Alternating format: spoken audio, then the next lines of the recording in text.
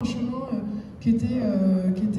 naturel, et ça a été un peu l'objet de lutte et d'un vrai combat, de vraie mobilisation, et on a aujourd'hui la chance d'avoir des personnes qui ont fait partie de ces mobilisations pour qu'il y ait une reconnaissance des diasporas comme des acteurs du développement. Et j'ai, moi en tout cas, l'impression dans mes lectures et puis dans mes propres recherches que c'est notamment justement par cette capacité à se distinguer d'autres acteurs du développement, comme des ONG ou des associations qui vont être plus nationales, que les diasporas sont parvenus à se faire reconnaître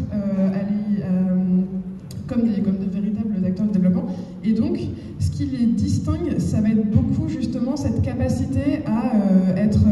très proche du terrain, à la fois dans un sens de remontée d'informations, par exemple, faire remonter les problèmes, identifier des projets qui pourraient être intéressants, etc. Mais également, en fait, y compris en France, lorsqu'ils collectent de l'argent, lorsqu'ils cherchent des interlocuteurs, etc., on a en fait un niveau de connaissance des contraintes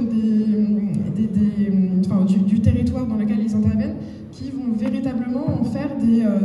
soit des partenaires ou soit des porteurs de projets qui vont avoir sur beaucoup de points une efficacité ou en tout cas une rapidité beaucoup plus grande. Alors évidemment, ça ne veut pas dire que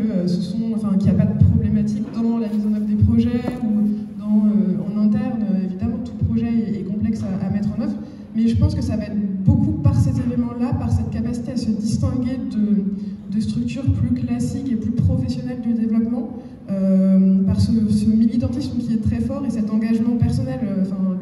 N'oublions pas que c'est surtout des bénévoles qui mettent du temps, qui mettent de l'argent, etc., et donc qui ont à cœur que le projet aille au bout, aille plus loin, aille aussi loin que possible. Donc, pour moi, c'est surtout cet élément.